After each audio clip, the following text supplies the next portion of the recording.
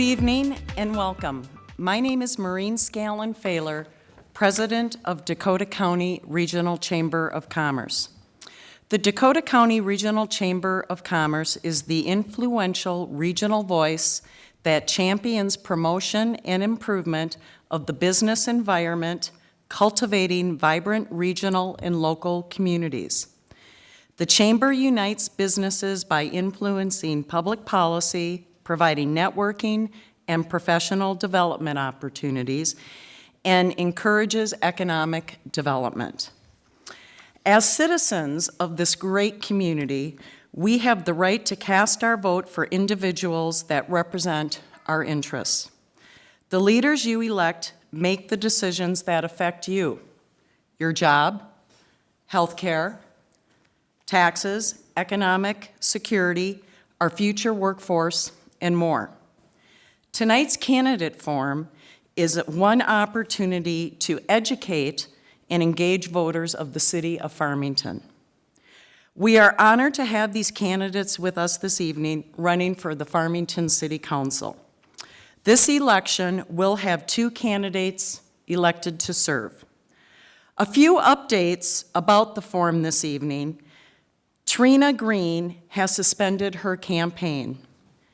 I have received emails from candidates Jason Lamberson and Brett Wilson saying that they were not able to participate in tonight's forum. We have decided to allow a write-in candidate to participate, Joshua Hoyt. This decision was deliberated and approved by the Dakota County Regional Chamber Executive Committee. Please help me welcome the candidates who are participating this evening. Incumbent City Council member Katie Burnjum. Hold your applause, please. We have Nick Giselle, Joshua Hoyt, Joel K. Pritchett, and Phil Winshuttle. Before we begin, I would like to go over the rules and the code of conduct for this evening. Questions can be submitted for consideration during the forum. All questions need to be addressed for all candidates to respond. Please submit questions to the gentleman up here in the white shirt. We may not be able to address all the questions with the time we have available, but we'll do our best. All seats have been assigned in a predetermined order. Switching seats is not an option. Each candidate will be given 2 minutes for an opening statement. Nicole McCarthy, our staff at the chamber, will act as our timekeeper. She will hold the yellow card indicating when you have 15 seconds remaining. She will hold a red stop card when your time is up. Consideration for the stop card would be appreciated. Each candidate will have 1 minute to respond to each question. A candidate can use less than 1 minute when answering, but cannot exceed 1 minute. The order of candidates to answer the questions will alternate as each new question is asked. Finally, each candidate will have 1 minute to provide a closing statement. I will now review the code of conduct for tonight. We will ask that you hold up no signs or any physical displays while on the premise. Refrain from applauding or in other ways demonstrating support or non-support for a candidate. Please silence all cell phones. There will be no taping of this forum by audience members. All right, we will now start with our opening comments, and we will start with incumbent City Council member Katie Burnjum. Katie. Sorry. It's okay. Thank you, Maureen and the Dakota County Regional Chamber for hosting us here tonight. For those of you who don't know me, I want to share a little bit more about my background and what I bring to this position. I'm entering my 6th season working for the Minnesota Vikings in partnership activation and special projects. And prior to joining the Vikings, I worked in business development and special events at Mall of America. I'm originally from Apple Valley, and I graduated from the University of Minnesota with a bachelor's degree in communications. My husband, Will, is a combat veteran and currently works at Mall of America overseeing their security operations. We moved to Farmington a few years ago and knew this was going to be a community we'd live in for a long time. Our daughter Hadley is 17 months old and keeps us entertained with her little personality. I've been involved in several different organizations. I sat on the board for the Eden Prairie Chamber of Commerce for 2 years and have been actively involved in the Minneapolis Regional Chamber of Commerce for 6 years through their Leadership Twin Cities program. Prior to moving to Farmington, I also spent 6 years serving on the board for the Eastview Community Foundation as the scholarship chair. In April of 2017, I applied for the vacant Farmington City Council seat, and at 9 months pregnant, was sworn in to finish out the term. I think critically, I set realistic goals, and I don't make any false promises. Having not lived here most of my life, I bring a perspective that is different, new, and unique. I think the most detrimental way of thinking is when you hear people say, "We've always done it that way." That way of thinking will never help Farmington grow. Tonight, my opponents and I are going to discuss issues that face Farmington that most of us probably agree on. Our taxes are too high, we have poor communication, and we need more businesses in our community. What will be most important for you to take away is how each of us plan to achieve that. As a council member, I've strived to find ways to continue making Farmington a city of fiscal excellence. I've been supportive of being conservative in our spending, paying off debt, and working with city staff to prioritize important projects. I'm supportive of expanding residential, commercial, and industrial properties, and I believe that my previous and current experience will help the city forge new partnerships and grow the successful ones we have today. You should be proud of the high level of engagement and passion we see in this community, and together we will make Farmington a great place to live, work, and play. Nick. Hi, my name is Nick Gessel. I come to you guys as a potential Farmington City Council candidate. Admittedly, here to continue to grow the city and make it a better place for all of us as well as my family. I live here with my 3 children, Stella, Millie, and my newest Piper. What I bring to you guys is a background of investigation. For the last 7 years, I've worked as an investigator, working in private matters. What that means to the potential implications that I can bring to the City Council is I come here with an open mindset as well as an investigative eye. I think that's what we need within our organization here today, being that there are so many issues of transparency, communication, and items that really come down to promise keeping and activity and movement. I promised I'd keep it brief to myself, so I'm done and move on. Thank you, Nick. Joshua. Good evening. My name is Joshua Hoyt. First, I'd like to say thank you to the Dakota County Regional Chamber of Commerce for the late ad and allowing me to participate.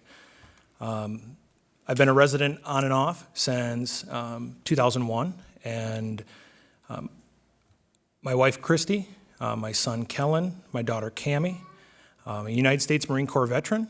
I've got 15 years of retail automotive sales and service experience, financial, sales, and operations management. I'm a self-employed general contractor.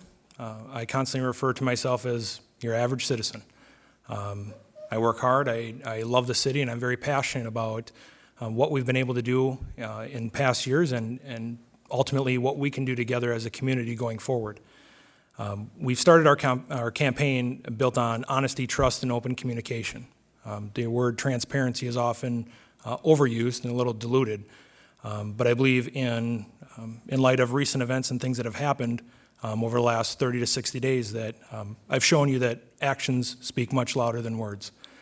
The common issues that we've struggled for several years and we're diligently working on, and our council is currently working on, from economic development, retail industrial growth, reduction of property taxes, overall fiscal responsibility, school safety, the items that we all talk about, and we need to come together as a community and be proactive, not just rely on a council to make decisions that we ultimately live with. Thank you, Joshua. Joel. Good evening. My name is Joel Pritchett. I was born in Minnesota, moved to Seattle about 20 years ago, and one of the things that I bring to the table is that I used to build aircraft, and I was juggling $180 million aircraft on a regular basis, so I can pretty much help with the juggling of a budget here in Farmington, which I hope would be able to lower the taxes in the city a little bit and other places too. I was raised in the restaurant business, so I have small business experience. I'm a Gulf War vet. Like I said, I worked for Boeing for about 20 years, moved back to Minnesota roughly 6 years ago for family health issues, and made Farmington my home because I saw Farmington being one of the nicest cities around the area.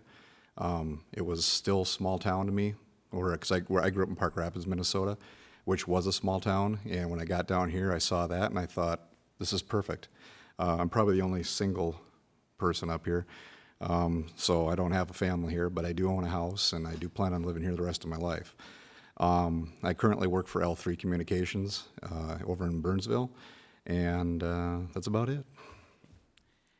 Thank you, Joel. Phil?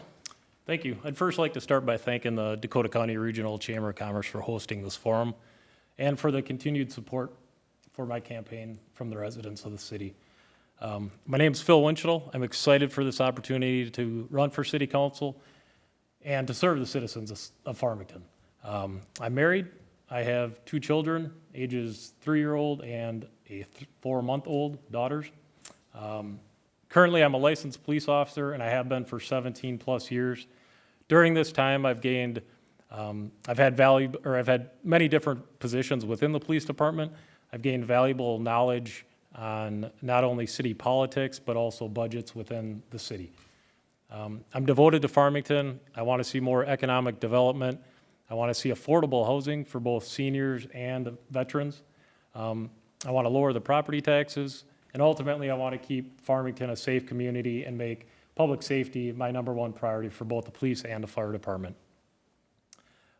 As residents of Farmington, I believe your voices do need to be heard, and as a member of the city council, I will listen to my constituents. I will be honest, open.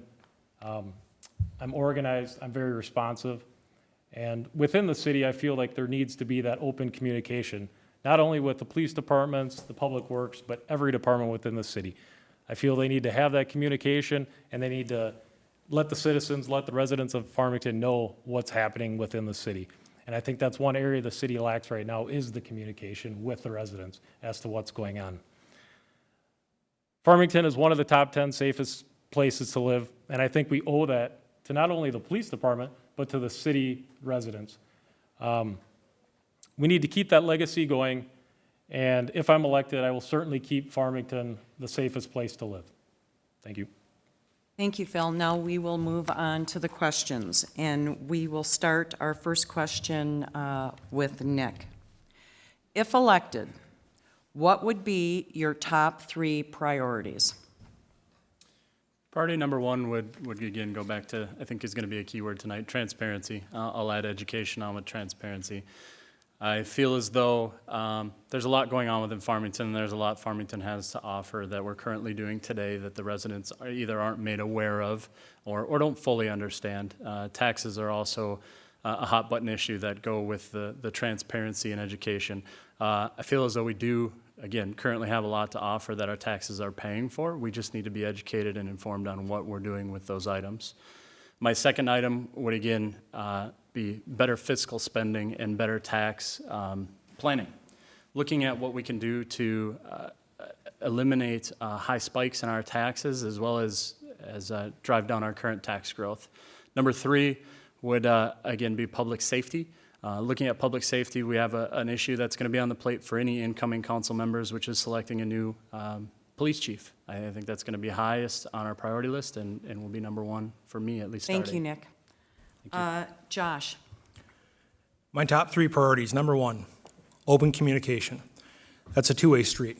That's just not the city council and our city government as a whole putting information out there, because we currently have great access to it. The second side of that is community involvement. Communication is a two-way street. You need a buyer, you need a seller.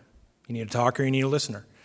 We need our community to pull together, to be actively involved, to become educated, aware of, and involved overall with all situations, not just the negative ones, proactive. Number 2, economic development. It's long talked about. We have land available. We have current land that's been occupied. We need to continue to drive business into this town to ultimately reduce the burden to the taxpayers. And last is fiscal responsibility. Overall, we just need to be smart about how we grow our city over the next 10, 15 years. Thank you, Joshua. Joel? Top 3, I would say #1 in this town is we need to get more business in here. Hotels, big business, something, and we need to work on something to draw people here in the summertime, or for all seasons. I shouldn't just say summer, because we don't have anything drawing people except for the Dakota County Fair on a yearly basis. And one of the big things for me is trying to figure out how to get more money into our town. That'd be the biggest priority for me. Secondly, as everybody's going to say, transparency. Make sure everybody has a knowledge of everything going on in our chamber meetings all the time. And number 3, I would say, 15 seconds. I'll just have to move along. Thank you, Joel. Phil? Thank you. I think the number one priority for me is the communication. I think as a city, we need to let the residents know what's happening, when it's happening, where it's happening. I think as a community, we also need to unite as one, come together so we can all sit down, have discussions, and see what's best for the city. Number 2 is the development. Certainly, we need more retail, we need more industrial, but we also have to realize we have a downtown business. We got to keep those businesses thriving. We got to support those businesses, and we got to all work together to make the decision on what we want in Farmington for business and for the future. The third thing is public safety.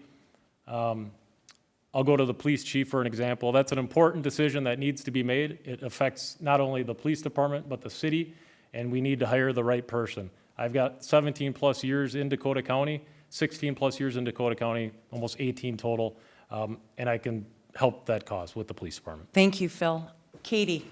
My first one is creating Farmington to be an employer of choice. We've hired a lot of high-level positions over the last few years, and we are going to be hiring a police chief next year, and that's going to be a top priority. And that starts with evaluating the benefits that we offer to those full-time staff that we have here. 2, this is something I brought up earlier this spring with our staff, is meeting with the businesses that are already in Farmington and understanding their challenges and what their vision is for this community as well from a hiring and retention standpoint. And those are businesses like Dakota Electric or Chems that have big workforces here. And 3, it's finding ways to fund projects that are currently getting left behind in our city budget. Things like maintenance projects that we have coming up, parks and trails and roads. And that's going to be looking at evaluating our budget not only for the next year, but the next several years, whether that's 5 years or 10 years down the road, because right now we don't have funding sources for a lot of those projects, and it needs to be discussed sooner rather than later. Great. Thank you, Katie. We will now move on to question 2.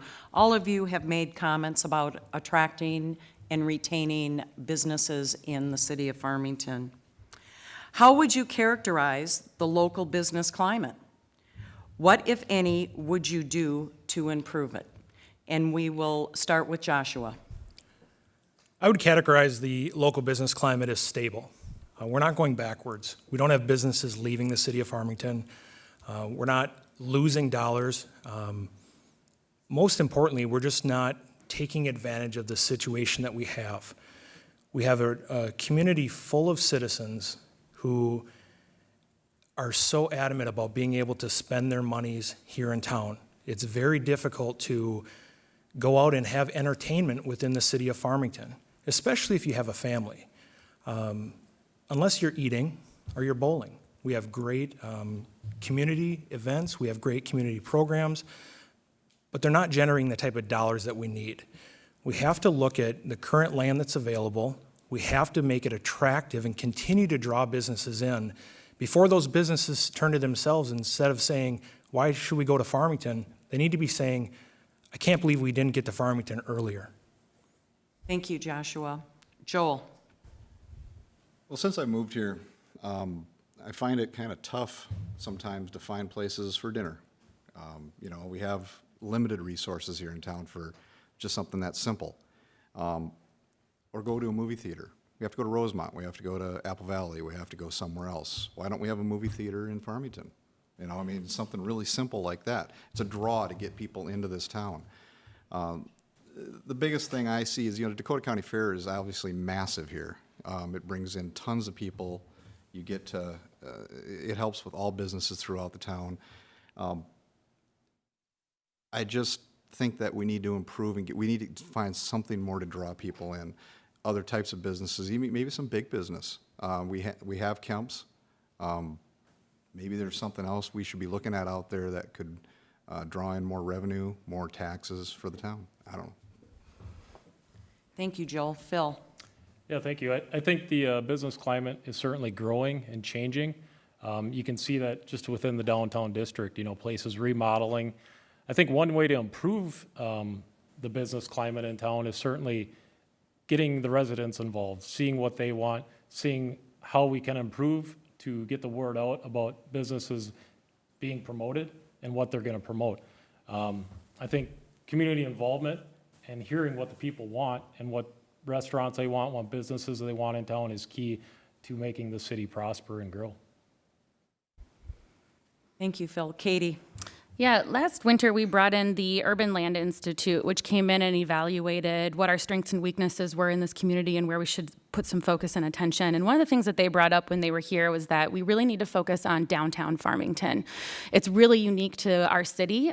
We don't have major freeways that come through here, but we have a really beautiful and nice downtown. And how can we drive more businesses and development to that area and created a hub for culture and people and gatherings. And so over the last year, we've spent a lot of time focusing on that. What does that look like? Does that mean remodeling the Rambling River Center to make it a more attractive space for community gatherings? It's focusing on those events like the Dakota County Fair that are out here to drive traffic. But not only that, we had Ramble Jam here last weekend. That's a huge traffic driver out here. We have due days. How can we keep that money from those events that are coming to town in the businesses in the downtown area? Thank you, Katie. Nick? I would characterize our current business climate as budding. We're in that awkward stage right now where we're stuck between a little town and a big city, and we need something to perpetuate that and move that forward. What that's going to mean is leveraging the cities around us that have seen success, going to the Lakevilles, going to Apple Valley. What did you guys do? How did you present to local businesses to entice them to come to your areas? I also think it comes through informative change. Let's learn. Let's do more of the research projects that Kate spoke to. Let's look at our traffic flows. Where economically, where traffic-wise, where statistically can we support businesses, and what types of businesses are those? I think then, as a whole, we come back, we present those opportunities as to the city and its residents, and allow you guys to guide those decisions as to what's brought in. First comes with understanding, second comes with the decision-making, because if we bring something in and ultimately can't support it, we end up in another situation where we're scrambling to find additional opportunities for growth. Thank you, Nick. Now we will take a question from the audience. If elected, how would you bring the city council together if there was an issue that was divisive? And we will start with Joel. Well, I think teamwork is probably one of the things that wasn't here before or in the past. From what I've been seeing, there was 2 or 3 members that wanted to be on the side of one thing and 2 members on another. I personally don't believe that we can't do anything by ourselves. We have to do everything as a group. I would probably be the most honest guy up here, maybe. I'm brutally honest, probably to a fault sometimes. Geez, it's a tough question. I wouldn't let things get out of hand like they did in the past. I'll say that much. Thank you, Joel. Phil? Thank you. We're all humans. We're not all going to get along. We're not all going to see the same viewpoints. But I think it's key is to sit down, communicate, discuss your feelings as to how you see a project, how you see a decision that's being made within the city. I think the biggest thing, we all have to set our personal agendas aside. This is all for the city of Farmington, for the residents of Farmington. We can't let our personality and our personal issues engage in these types of conversations and decisions that ultimately affects everybody in the city, not just the council, but all the residents, the businesses. So it's key to set our personal agendas aside and make the decision very knowledgeable and with the help of the citizens. Thank you, Phil. Katie? There's a great quote out there by Simon Sinek, who wrote the book Leaders Eat Last, and he said, when people are emotionally invested, they want to contribute. And I think we've seen that over the last month or so here of people being very emotionally invested in what's going on. You know, we talk a lot about communication, and that communication starts first with the council and the department heads, and you have to find a way to be able to communicate with each other before you communicate with the public. And that's really important if we're going to move Farmington forward and heal from the divide that I think we've created over the last month. It's difficult. It's not an easy task, and like you said, we all come to this with different lenses and different perspectives. I will say, despite maybe public perception, I think our council actually right now does work really well together and have a lot of respect for the opinions and ideas that are brought to it. It's just a matter of building on that communication and how we present the topic to the public then afterwards. Thank you, Katie. Nick? I think it comes to being level set. You know, if issues arise, you all have to be on the same page. You all have to understand what agendas you drive, what your end goals are, where you want to be at. So in a situation like that, I think it's most important, again, to be transparent, to communicate with one another, get those things out on the table, get those issues, you know, out in the open so that they can be discussed. From what I've seen from the data release that happened, different people had different agendas, different people had different goals for what took place. And just using the police chief's release as a recent example, I think more could have been done and more could continue to be done to drive unity and partnership. It almost goes back to my leadership as I do today is maybe we need to do some of the cheesy things. Maybe we need to get together, go to the bar, get together, do things as a group. That helps not only with unity in decisions, but unity in getting to know one another and also understand each other's position. Thank you, Nick. Joshua? Most importantly, I've always looked at myself as the voice of reason. When you have a city council or any organization that collaborates as a group, you're going to disagree. You have to be respectful of the opinions of others if you expect them to be respectful of you. It's that simple. It's very open, clear communication, working together, ultimately for the benefit of the citizens of Farmington. The job and the role of a city council member is to represent the citizens. If you can't collectively work together and work through these issues, regardless what they are, what would you expect the public perception to be?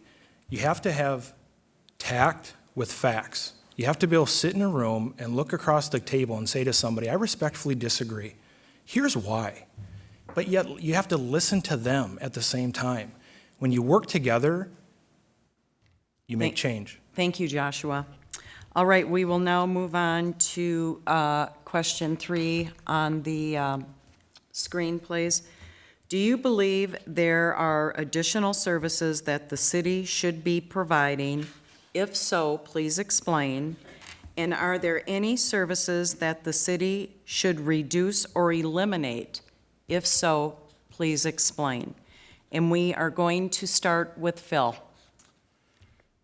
Thank you. Additional services that the city could provide is, you know, nowadays you read about a lot of mental health issues in the community. You know, I think it's key to provide services to these people for their mental health illnesses. I've been a cop for 17 plus years. I see the mental health illnesses in town, and a lot of departments are changing, and they're getting a social worker from the county in a police department, in a city, to help with these issues. You know, one of the services they provide is this Vitals program. It's a new program to Dakota County. It helps people know about who has what mental health illness as a law enforcement officer. It helps us treat them. It helps first responders. So I think that's key, and that's certainly one additional service that the city could provide. Thank you, Phil. Katie? I agree, actually, and Vitals is a program that we've been looking at over the last couple of months after a resident actually brought that to a recent city council meeting, and I agree with you. I think it would be a great addition to the work that our police officers and firefighters are already doing, and a great resource to the community. In terms of reducing or eliminating things that the city is doing, I think that's something that's going to need to continue to be evaluated. If we want to reduce taxes, something has to get cut along the way if we are going to keep those in check. And that's a constant evolving process as we look at things like our garbage service and sanitation and water and all of those things that are important services that we provide residents. We want to find the most cost-effective way to deliver those at a high quality. Nick? Ties back to the other question of what are the top 3 things you would do. This is another one that would be good on the list is coming to you as citizens. What are the services that you wish to see within your community? And what are some of the services that you guys are underutilizing or don't know about? And taking the opportunity to educate the citizens on what's out there, what's available, and then doing a litmus test. What are we using, what aren't we using? That's a great way to start with either dialing back or eliminating. And then that has to be a majority decision. It can't be my personal opinion or anybody that sits up here in my place's personal opinion. Some of the things that I think we can continue to expand on are social services within our community. I believe that the way it currently sits today, there's not much to offer there, or there's a lack of education as to what sits within our group. Things like the city pool that recently was shut down, looking at expanding or changing opportunities for something along those lines that will continue to bring people and keep people in Farmington. Thank you, Nick. Joshua? One of the services that we need to expand on and ultimately add to within our community is drive around economic development. We currently have some great programs that are in place that within the last 18 months, from the storefront signage improvement grant program to land development studies. We need to continue to put money in areas where we can make land ready. And if a prospective buyer comes up and is ready to pull a trigger on a $20 million business, is a landowner prepared and ready to turn over that land? If they're not, we lose the opportunity. Anything we can do to drive revenue is ultimately going to lead into the second part of that. High-profit organizations control their expenses. They don't have to cut programs. If we can generate more revenue to the city, we don't have to worry about what we're taking away. We can build a well-balanced budget, have good fiscal management, and put ourselves in an opportunity to appease all parties. Thank you, Josh. Joel? Well, I've only lived here 2 years, so I don't think I'm qualified yet to say what, needs to be changed or what needs to be taken out of the city. I do believe that it's the people that will tell the council what it is that they want. I've never been the type of person to not listen to people. That's kind of what I'm really good at. I've always been a good listener, so I can use that to, hopefully make Farmington better. I'm not as eloquent as Josh and Katie and these guys, but,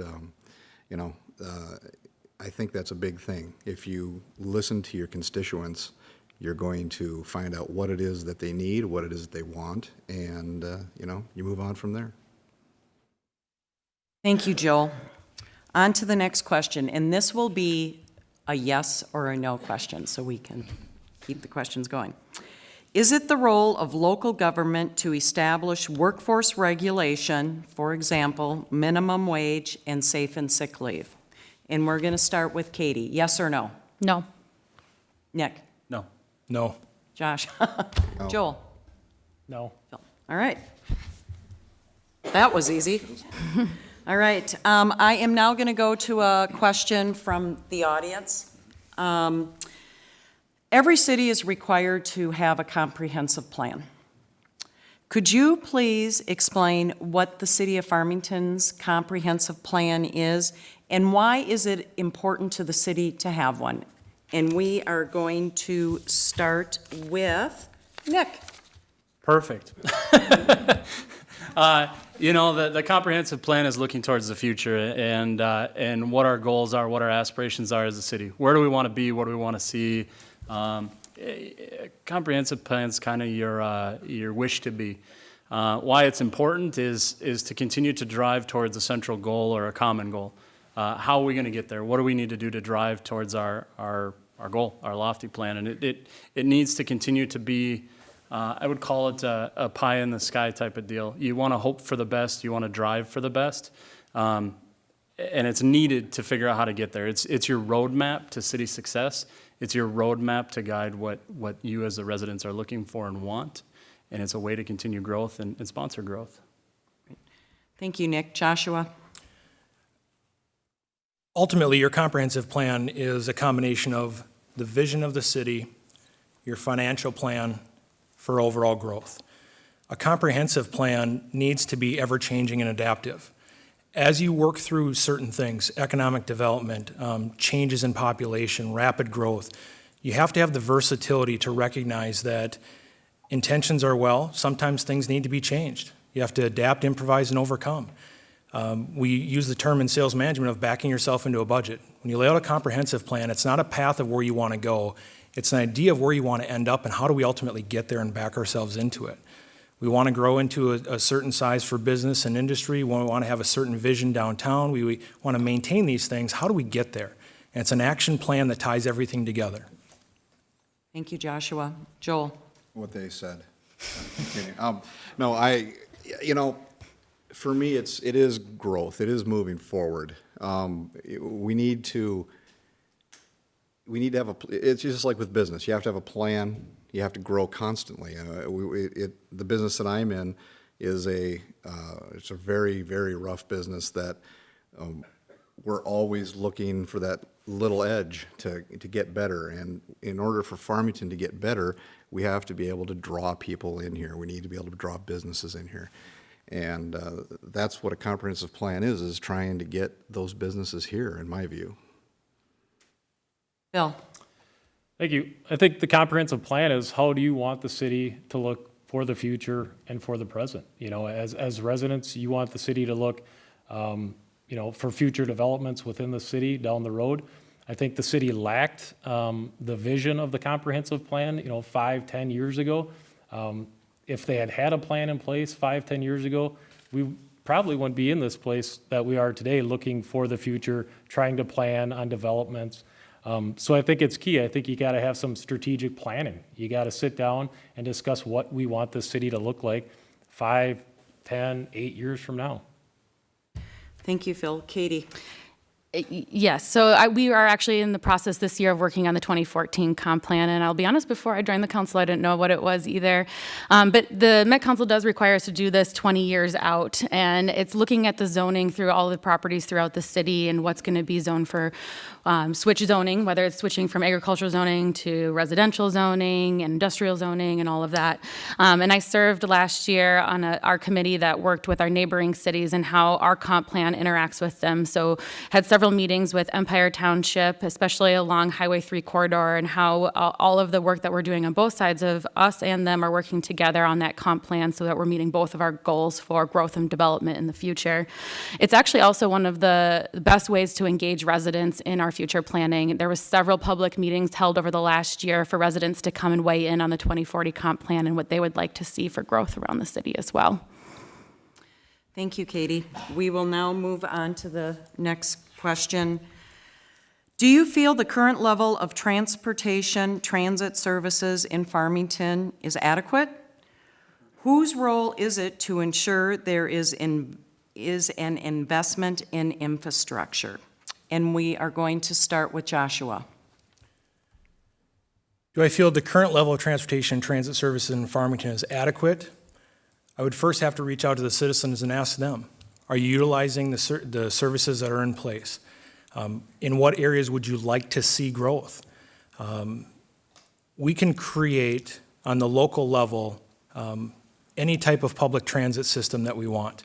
We ultimately have to work with our neighboring communities, the county and the state, look at available resources, and then go back to our comprehensive plan and decide, does it fall within the vision of where we want to be? Do we have the financial resources to do the things that the citizens are asking for? If so, we move forward.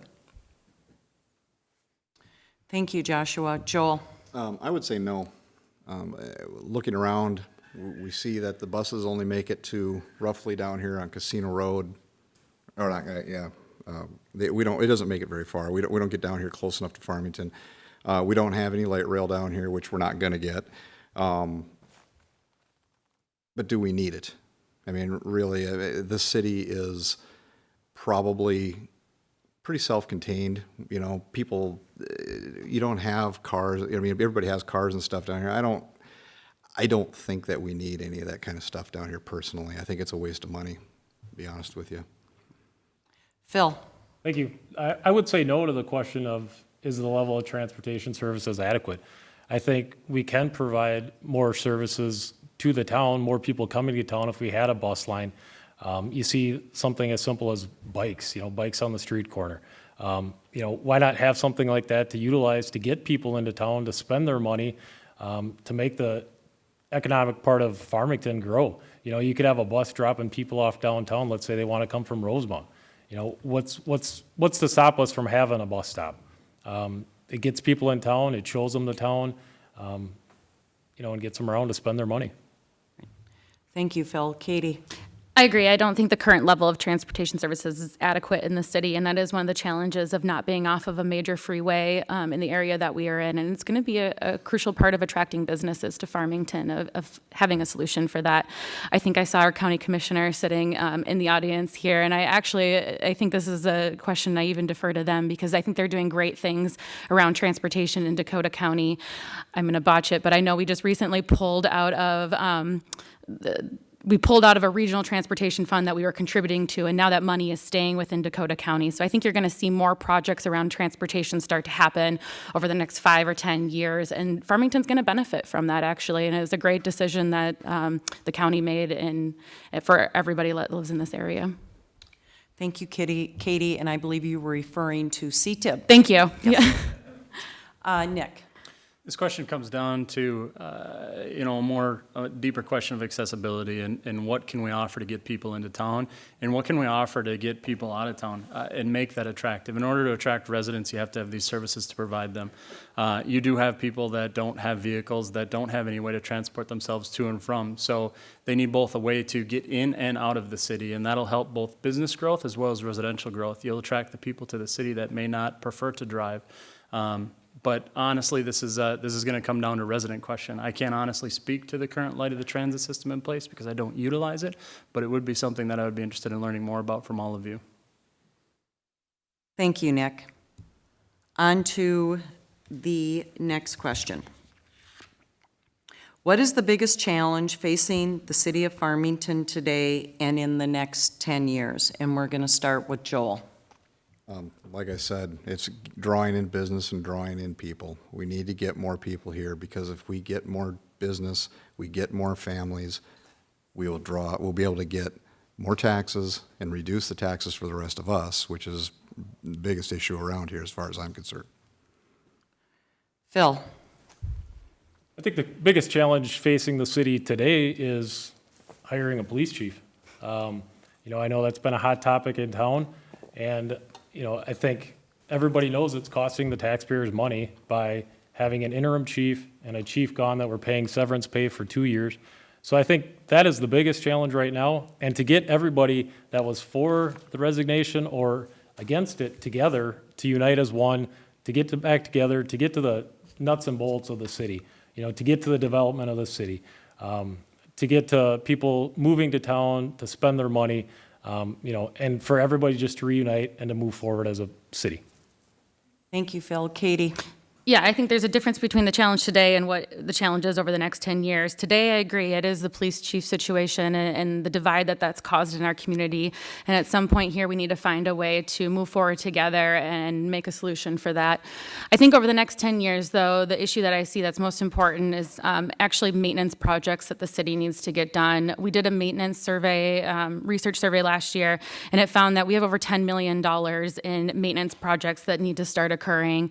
And there's no funding source for that currently, and it's major things like roofs in this area, fixing sidewalks, things that are going to make sure that these buildings that we've created, like the one that you're sitting in, remain nice for residents to use for futures, and we can't fall behind on those projects.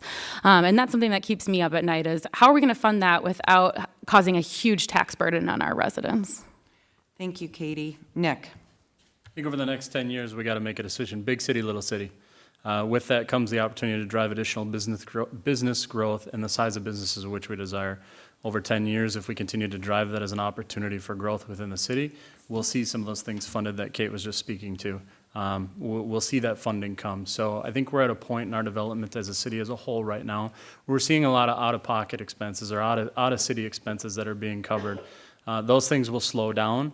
And we need to continue to look towards what our future is going to be. And in 10 years, I believe that, again, is the big city, little city debate. We need to decide which direction we're going.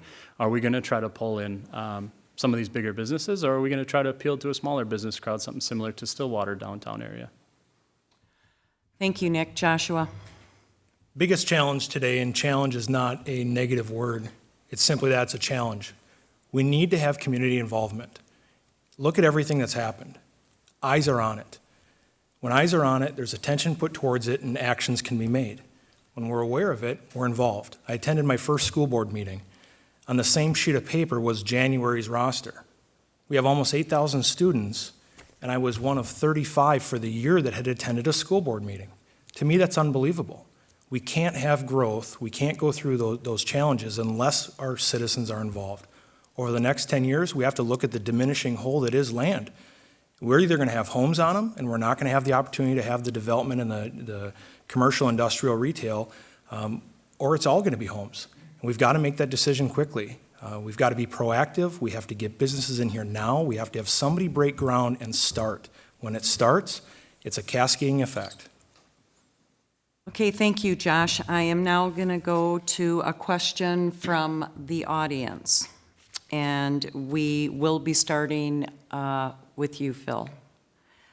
How will you work with other council members if you disagree or strongly disagree with a proposal?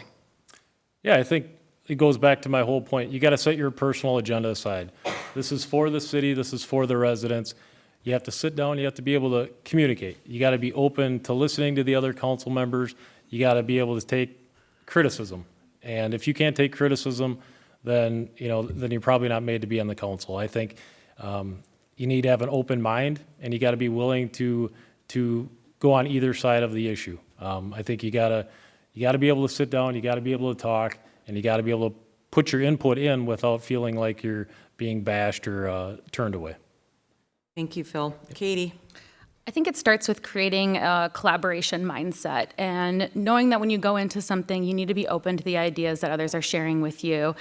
And start with, instead of saying no or that you disagree right away, of, I like that idea, here's how we can make it better, though. And maybe here's how I would change it or evolve it into something that is going to work well for all residents and all of us that are sitting in the room. And that it does start with having conversations, being open and honest, not having your feelings hurt over things.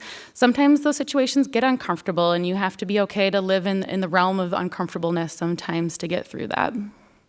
Thank you, Katie. Nick?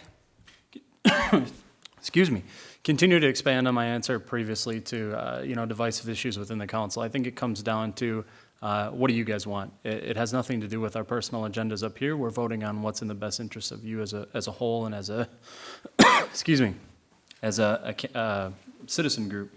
I think once we have your guys' best interests in mind, it will help us align our decisions, and then it's about driving one another over that final hump. And how do you do that again is through transparency, through one another, and equally representing both sides of the fence and being able to be open to and listen to both sides of the fence, but ultimately coming back to the greater majority and the citizen group and saying, in the end, what do you guys want? Here's why or why we can't do it, and then bringing that back to the group. I believe that would answer and remove a lot of those barriers that would be caused similar to this situation. Thank you, Nick. Joshua? Ultimately, you have to be able to work together through disagreements. It's easier said than done. There's very difficult conversations. There's many decisions that have to be made by the council. Times that you don't envy council members for having to make those decisions. And then have the recourse through citizens of, we didn't know, we didn't understand. So I don't believe it's just collaboratively working within the council. I think it's continued community involvement. The more people are involved, the more aware we as citizens of this town are of what's going on. My gosh, we can accomplish anything. I mean, we have so many resources at our disposal, but we have to be able to sit in a room and look across the table and say, I don't understand and I don't agree, but I need more information. Help me understand your opinion and your viewpoint. And sometimes you have to be able to stand back and just say, you know what, you're right.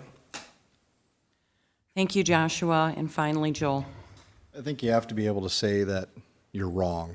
If you have an opinion about something and it isn't right for the community, you have to be able to stand up and go, it's not just me that I'm here for, it's everybody.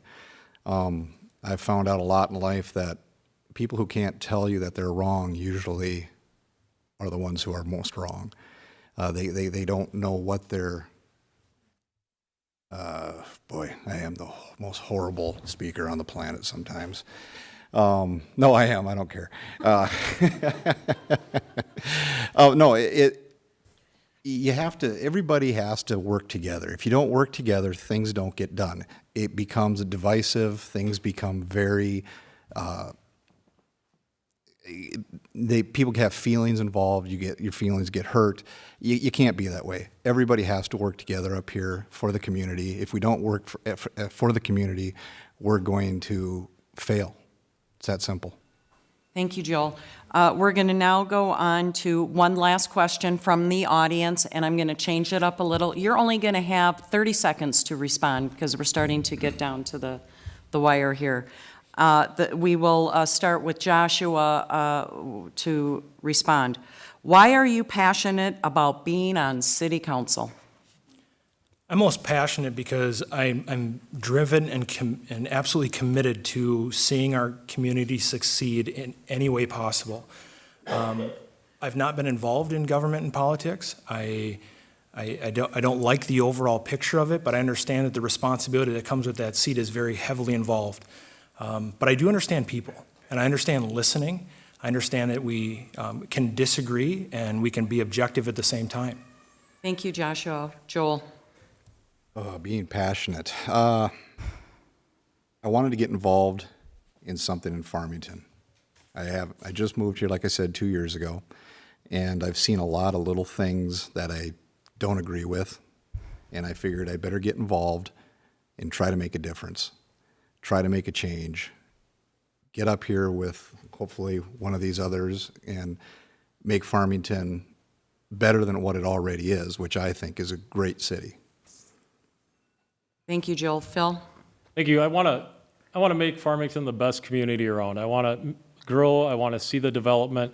I've worked with people all my life, my whole career. I love talking to citizens. I love being around citizens. I want to be able to get their input and discuss the projects that the city for now and for the future. Thank you, Phil. Katie?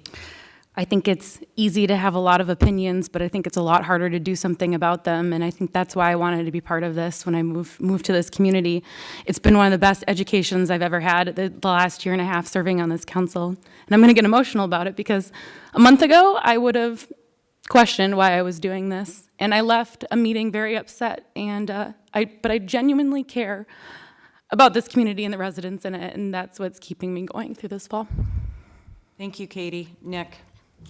Again, passion and a desire to drive change. I don't want to be a passenger to change. I want to be a driver of change, and with that becomes getting involved. I want to make this community better for all of you while making it better for my family as well. This is my forever home, and I plan on doing whatever I can. If I get elected or not, I'll still continue to drive change. I'll still continue to contribute, and I'll give back any way I can. Thank you, Nick, and thank you all for your responses. We will now move into closing statements. Each statement, you will have 1 minute, and we will start with our incumbent City Council member, Katie. So I think doing the right thing for this city has always been more important in making a decision than positively impacting my election. I'd continue to work towards improving our communication with our residents, making fiscally responsible decisions, and forging new partnerships to expand the growth of Farmington. Sometimes you have to take risks, sometimes you have to stand for something, and you might make yourself a little uncomfortable in the process. I'm excited about the ideas and the visions that were shared tonight, and I think meaningful change happens when people come together with open arms, open hearts, and open minds. Come January, 2 of us are going to be sitting on this council together, and we're going to have to work together to make Farmington a great place to live, work, and play. So I'd leave this with all of you that are up here.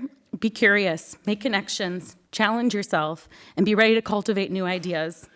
I feel very proud and privileged to have represented this community over the last year and a half, and I hope you see the determination and light in me to continue serving you. Thank you, Katie. Nick? First, I want to thank you all for having me here tonight. I want to be a little candid in the sense that none of us up here are great speakers, and I hope that we're not being judged on our speaking styles and abilities and or our delivery.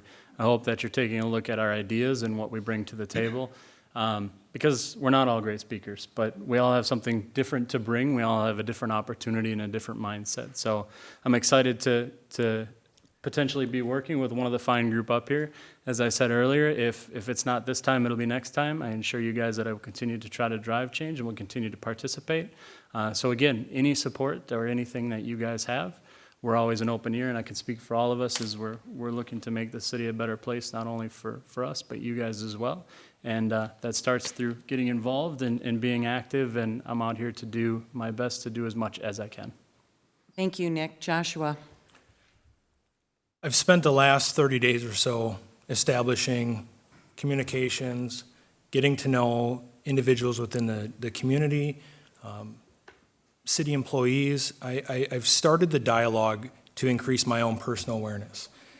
If I'm so fortunate to be elected as a city council member, I have to be willing to do what I'm asking the rest of the citizens to do, and that's to get involved. I made this decision to pursue a write-in candidacy because I didn't like what was in front of me. I didn't like it, and I knew we could be better. It wasn't for a lack of effort. I think it was a lack of awareness. And a lot of eyes have been opened up about a lot of things, but there are so many more things that we can do together. This city is phenomenal. We have unbelievable growth that we can go through.